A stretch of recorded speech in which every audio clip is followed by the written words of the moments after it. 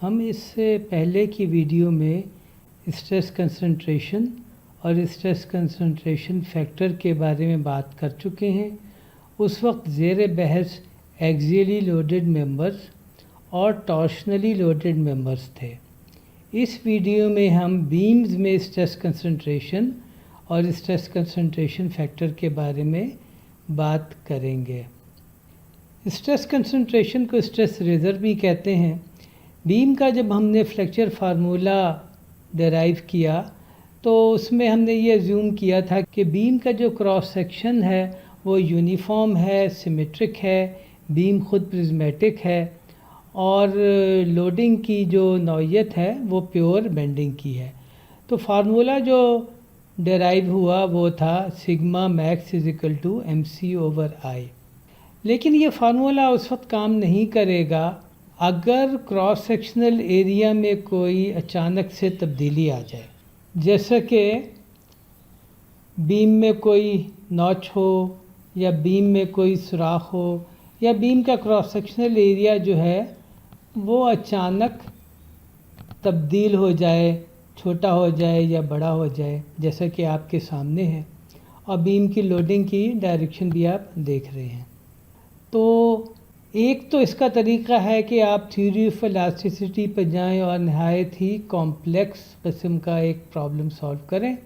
दूसरा ये है कि एक्सपेरिमेंटली या न्यूमेरिकली एक स्ट्रेस कंसंट्रेशन फैक्टर डिटरमिन करें और उस स्ट्रेस कंसंट्रेशन फैक्टर K को जब आप नॉमिनल स्ट्रेस से मल्टीप्लाई करेंगे तो आपको सिग्मा मैक्स यानी कि नॉर्मल स्ट्रेस की जो मैक्सिमम वैल्यू है वो मिल जाएगी। इसमें इस बात का ख्याल रहे कि जो सेकेंड मोमेंट ऑफ एरिया है ये उस जगह पर कैलकुलेट किया जाएगा जहाँ एरिया क्रॉस सेक्शनल एरिया जो है वो कम है। स्ट्रेस कंसंट्रेशन की वजह से जो स्ट्रेस डिस्ट्रीब्यूशन भी चेंज हो जाती है, वो बजाय लीनियर के नॉन लीनियर हो जाती है। मगर चूंकि हमें मैक्सिमम वैल्यू में इंटरेस्ट होता है तो लिहाजा हम जो है इस फार्मूले को नहायत इत्मीनान से इस्तेमाल कर सकते हैं। अब प्रॉब्लम हमारा यही है कि इस K की वैल्यू कैसे हासिल की जाए। तो K की वैल्यू पहले साइंटिस्ट ने हासिल की भी है। मिसाल के तौर पर वो वाली सिचुएशन जहाँ पर कि क्रॉस सेक्शनल एरिया कम हो गया है, पहले बीम की डेप्थ W थी, वो W से बीम की डेप्थ H हो गई है और इसमें एक फिले भी इंट्रोड्यूस कर दिया गया है ताकि स्ट्रेस जो है वो बहुत ज़्यादा ना बढ़ जाए, इन्फिनिटी ना हो जाए। तो इस पर जो है स्ट्रेस कंसंट्रेशन फैक्टर जो है वो कैलकुलेट करके प्लॉट कर दिया गया।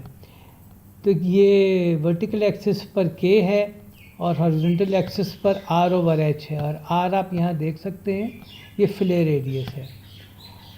उसके अलावा जो एक और पैरामीटर है वो रेशो है W/H का, कि ये W और H में क्या रेशो है। तो हर रेशो के लिए अलग अलग कर्व्स प्लॉट की गई हैं और आप अपनी कंडीशन के लिहाज से यहाँ से आप K की वैल्यू ग्राफ से पिक कर सकते हैं और जब आप उसको नॉमिनल स्ट्रेस से मल्टीप्लाई करेंगे तो आपको एक्चुअल मैक्सिमम वैल्यू मिल जाएगी।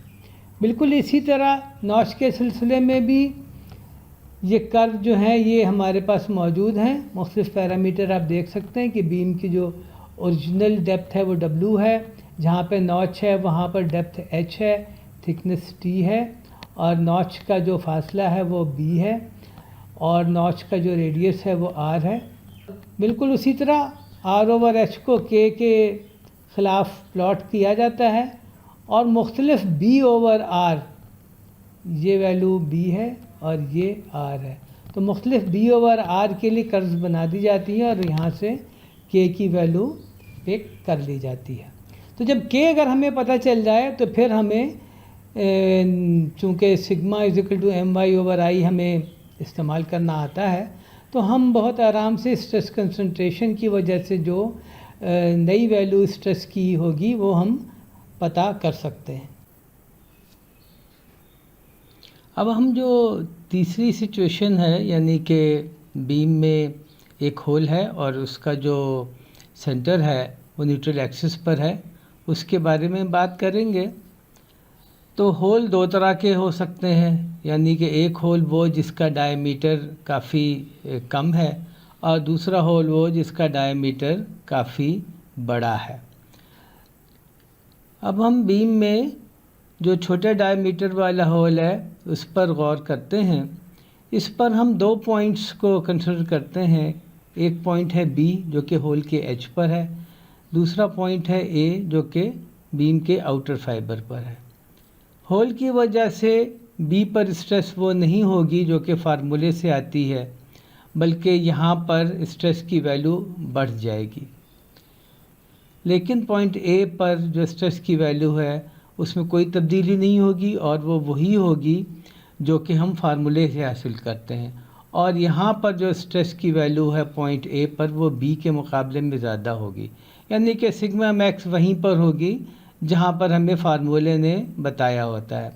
तो इस केस में जहाँ होल का डायमीटर कम है तो वहाँ पर हम जो मैक्सिमम स्ट्रेस है चूँकि वो पॉइंट ए पर होती है तो हमें बहुत ज़्यादा तरद्दुद नहीं होता।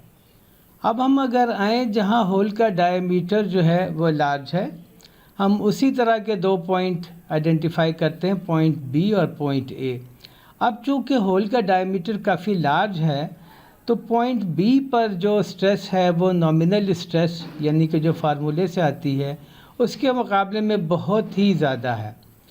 और एक्सपेरिमेंट से ये मालूम हुआ है कि इस जगह पर स्ट्रेस कंसंट्रेशन फैक्टर के की वैल्यू 2 है। तो अगर हमारे बीम की हाइट h है और इसमें होल का डायमीटर d है और बीम का जो बेस है वो b है, तो फिर हम सिग्मा b की वैल्यू जब निकालेंगे तो वो आएगी 6md/bh³ माइनस d³। ये i की वैल्यू है और 2 की वजह से ये 12 जो है जो डिनोमिनेटर में होना था वो ऊपर जाके 6 हो गया।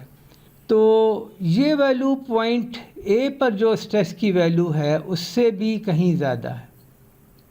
पॉइंट ए पे भी स्ट्रेस की वैल्यू नॉमिनल वैल्यू नहीं रहेगी, लेकिन अगर हम टॉप फाइबर पर किसी और जगह स्ट्रेस की वैल्यू निकालें तो वो नॉमिनल वैल्यू होगी। और नॉमिनल वैल्यू यानी कि सिग्मा सी पर नॉमिनल वैल्यू अगर निकालें तो वो होगी 12mh/bh³ माइनस d³।